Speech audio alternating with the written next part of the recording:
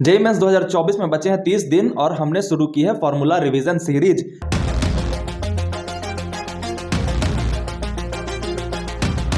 हम हर दिन एक चैप्टर उठाएंगे और आपको जल्द से जल्द उस चैप्टर के सारे फॉर्मूले रिवाइज करवाने की कोशिश करेंगे। आपको स्क्रीन पे जो ये दिख रहा है बच्चा, ये मेरे हाथों से बनाया हुआ शॉर्ट नोट्स है। बहुत सारे बच्चों ने कहा कि हमने शॉर्ट नोट्स बनाए नहीं है, तो हमें मदद कर दो, और हम खुद से नहीं पढ़ पाते तो हमें आपके साथ रिवाइज करने में बहुत आसानी होगी। तो ये जो नोट्स दिख रहे हैं ये तुम्हें ऐसे मैंने खुद के हाथों से बनाए हैं, और रोज मैं जो इंपॉर्टेंट चीजें हैं उस पर ज्यादा स्ट्रेस देता हुआ तुम्हारे सामने सॉरी प्रेजेंट करूंगा। इसका पीडीएफ लिंक तुम्हें नीचे डिस्क्रिप्शन में मिल जाएगा। आप टेलीग्राम पे जाओगे, वहां पे आपको फ्री में ये पीडीएफ मिल जाएगा। हर रोज जो चैप्टर हम उठाएंगे उसके पीडीएफ आपको उस लेक्चर के खत्म होते ही टेलीग्राम में अपलोड कर दिए जाएंगे। आज हमने उठाया है बहुत ही बेसिक सा चैप्टर, बेसिक मैथमेटिक्स। ठीक है, आइए देखना चालू करते हैं उसके फॉर्मूले को। सबसे पहले बेसिक मैथमेटिक्स में जो हम पढ़ते हैं वो होता है क्वाड्रेटिक इक्वेशन। उसके बारे में जो सबसे पहले जानकारी हमें जाननी है, roots of a x square plus b x plus c बराबर 0।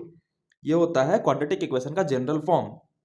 उसका रूट क्या होगा, एक्स बराबर minus b plus minus under root b square minus 4ac upon 2a। ये फॉर्मूला आपके दिमाग में बैठ गए। हाँ, ये दो रूट्स हैं, एक प्लस के साथ खुलेगा, एक माइनस के साथ खुलेगा। सम of roots x1 plus x2, यानी दो रूट्स है, एक x1 है एक x2 है, दोनों के रूट्स हो गए minus b by a. Minus b क्या है, x के साथ लगा हुआ टर्म, और a क्या है, एक्स स्क्वायर के साथ लगा हुआ टर्म। प्रोडक्ट ऑफ रूट्स क्या होंगे, x1 x2 क्या होगा, c बाई ए। ये हो गए तीन फॉर्मूले। रियल रूट्स के लिए बी स्क्वायर माइनस 4ac, जिसे हम डी भी कहते हैं, वो ग्रेटर देन और इक्वल टू 0 होने चाहिए। इक्वल टू 0 होगा तो दोनों रूट्स जो रियल हैं वो इक्वल होंगे, और ग्रेटर देन 0 होगा तो दोनों रूट्स जो रियल हैं वो डिफरेंट होंगे। और इमेजिनरी रूट्स कब आते हैं, जब b square minus 4ac less than 0 होता है। अगली चीज पे चलते हैं, बायनोमियल थ्योरम। बायनोमियल थ्योरम से फिजिक्स में सिर्फ दो एक्सप्रेशन काम आते हैं। एक 1 plus x raise to power n, जिसका एक्सप्रेशन होता है 1 plus n x plus n into n minus 1 upon 2 x square plus n into n minus 1 into n minus 2 upon 6 x cube. ये आपको याद रखना है, काम आता है। अगला होता है 1 minus x raise to power n. इसमें कुछ नहीं करना होता, इसमें हर इवन वाले को हमें माइनस लगा देना होता है। जैसे फर्स्ट वाला प्लस के साथ माइनस एन एक्स, थर्ड वाला प्लस के साथ n into n minus 1 upon 2 x square, fourth वाला माइनस के साथ यानी कि n into n minus 1 n minus 2 upon 6 x cube, plus आगे ऐसे बढ़ते जाएंगे। अगर x जो है बहुत छोटा है, 1 से बहुत छोटा है, यानी ये जो x 1 प्लस एक्स है 1 माइनस एक्स है वो 1 से बहुत छोटा है, तो हमारी अप्रोक्सीमेशन यूज होती है जो कि कहलाती है 1 plus x raised to power n। अगर x 1 से बहुत छोटा है तो 1 प्लस एन एक्स हो जाएगा, और ऐसे ही नीचे वाला 1 माइनस एन एक्स हो जाएगा। ये बहुत इंपॉर्टेंट एक्सप्रेशन है, ये दोनों खास करके। इसका स्टार मार्क दे दोगे अपने नोट्स में। एक पतली वाली कॉपी बनाओगे जिसमें हम रोज एक चैप्टर कवर करेंगे। लॉगरिथम की बात कर लेते हैं, जो कि फिजिक्स में बहुत ज्यादा यूज होता है। अगर log बेस 10 n दिया हुआ है बराबर x लिखा हुआ है, तो हम इसे लिख सकते हैं 10 का power x equal to n, क्योंकि लॉगरिथम का काम ही होता है पावर को एक्सप्रेस करना। तो पावर बराबर में आ जाता है जब log के फॉर्म में लिखते हैं। log बेस b n जो है वो बराबर लिखा जा सकता है log b a into log a n। ये दोनों चीजें कॉमन होंगी, ये बात आप ध्यान रखोगे। इसको ऐसे हम खोल सकते हैं, log mn को कैसे लिख सकते हैं, log m plus log n। log m by n को कैसे लिख सकते हैं, log m minus log n। log m raise to power n रहेगा तो n सामने आ सकता है, और n log m इसे हम लिख सकते हैं। log 2 को 0.3010 लिख सकते हैं, और log 3 को 0.4771 लिख सकते हैं। हमने लॉगरिथम को बहुत अच्छे से रिवाइज कर लिया। कंपोनेंडो एंड डिविडेंडो थ्योरम एक होता है जो कि कभी कभी काम आ जाता है बहुत चीजों को सॉल्व करने में। p by q equal to a by b दिया हुआ है, तो p plus q upon p minus q बराबर a plus b upon a minus b होता है। अर्थमेटिक प्रोग्रेशन की जहां तक बात करें तो अर्थमेटिक प्रोग्रेशन का फॉर्म ये होता है, यहाँ पे d जो है वो कॉमन डिफरेंस है। सम ऑफ n टर्म्स होता है n by 2 into 2a plus n minus 1 into D. nth term का फॉर्मूला होता है an बराबर a plus n minus 1 into D. Sum of n natural number होता है n into n plus 1 by 2। Sum of square of n natural number होता है n into n plus 1 2n plus 1 upon 6। Cube of, यहाँ पे सारा cube लगा देना, cube of n natural numbers होते हैं, n नेचुरल नंबर के सम का क्यूब नहीं, sum of cube of n natural numbers, मतलब 1 का क्यूब प्लस 2 का क्यूब प्लस 3 का cube dot dot dot n का cube n into n plus 1 upon 2 का होल स्क्वायर। ज्योमेट्रिक प्रोग्रेशन की बात करते हैं तो इसका जनरल फॉर्म ये होता है, इसका nth टर्म होता है a r into n minus 1। Sum of the n terms होता है a into 1 plus r raise to power n upon 1 minus r।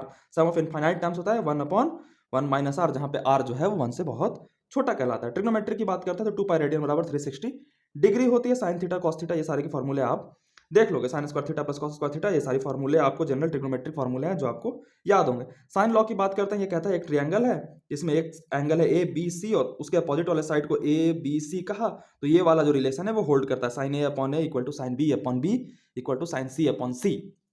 For a small angle के लिए साइन थीटा थीटा के बराबर होता है, अप्रोक्सीमेटली कॉस थीटा 1 के बराबर होता है, tan थीटा थीटा के बराबर होता है, और स्मॉल एंगल के लिए साइन थीटा की वैल्यू tan थीटा के बराबर होती है। डिफरेंशिएशन है कुछ फॉर्मूले जो हमारे बेसिक मैथमेटिक्स में यूज होते हैं, वो देखते हैं। फंक्शन इस साइड लिखा हुआ है, उसका डिफरेंशिएशन इस साइड लिखा हुआ है। x raise to power n का डिफरेंशिएशन होगा n x n - 1 ln x का 1/x sin x का cos x का minus sin x, e raise to power alpha x plus beta का अल्फा सामने आ जाएगा और e अल्फा x plus beta. u v दो फंक्शन है तो फर्स्ट को सेम रखेंगे और सेकंड का डिफरेंशिएशन प्लस सेकंड को सेम रखेंगे फर्स्ट का डिफरेंशिएशन। ये अगर कांस्टेंट है तो इसका जीरो डिफरेंशिएशन होता है। ये खास तरीका है u बाई v, मतलब डिवीजन में दो फंक्शन लिखे हैं तो ये नीचे वाले को ज्यों का त्यों रख देंगे और ऊपर वाले को डिफरेंशिएट करेंगे। u के ऊपर जो डैश लगाया है इसका मतलब होता है du अपॉन dx। ये डैश से डिफरेंशिएशन को हम कभी कभी रिप्रेजेंट कर देते हैं, माइनस u इंटू वी का differentiation upon v square. Maximum और मिनिमम का कॉन्सेप्ट बहुत ज्यादा काम आता है, कभी मैक्सिमम वैल्यू फाइंड करने के लिए, कभी मिनिमम वैल्यू फाइंड करने के लिए। ये आपको दिमाग में रखना है, जब काइनेमेटिक्स हम पढ़ते हैं तो हमारा इस्तेमाल इसका होता है कि अगर कोई फंक्शन y दिया हुआ है f(x) तो वो मैक्सिमम कब होगा और कहां होगा। मैक्सिमम तब होगा वो जब dy बाई dx जीरो है और उसका डबल डिफरेंशिएशन जो है वो नेगेटिव आ रहा है, तो वो मैक्सिमम वैल्यू देगा।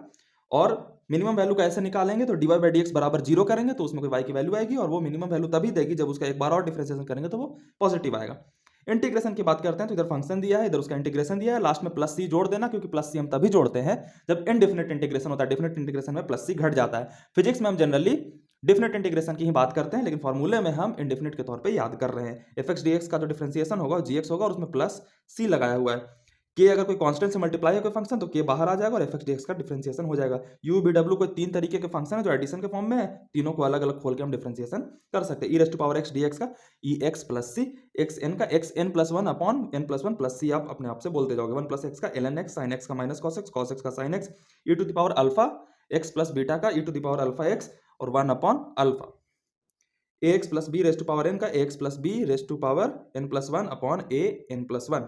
ये जो एक्स के साथ वाला टर्म है वो सामने आ जाता है, प्लस सी आप याद रखोगे।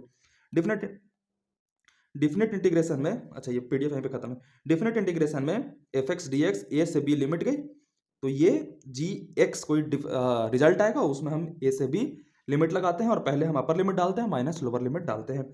एरिया अंडर कर्व बहुत जगह यूज होता है, उसका देखते हैं हम कि y अगर एफ एक्स कोई फंक्शन दिया हुआ है बालक, ठीक है, और x इक्वल टू ए से x इक्वल टू बी तक का जो एरिया है वो कैसे लिखा जाएगा, तो एरिया बराबर integration A to B F X D X. और ये एरिया किसके अंदर का है, ये एरिया है एफ एक्स फंक्शन के ग्राफ और एक्स एक्सिस के बीच का एरिया है। तो ये बात आप हमेशा ध्यान रखोगे और बेसिक मैथमेटिक्स में आपका पूरा का पूरा फॉर्मूला रिवाइज हो गया इसी फास्ट तरीके से। अगर आप इसी लेक्चर को 2-3 बार सुन लोगे तो आपके दिमाग में ये सारे फॉर्मूला प्रिंट हो जाएंगे और इसके बाद एग्जामिनेशन में जो 40% सवाल ऐसे ही फॉर्मूले में खेले जा सकते थे वो आप आसानी से खेल पाओगे। तो एक रूटीन बना लो कि आप रोज इन चीजों रिटेन करना आपकी जिम्मेवारी है।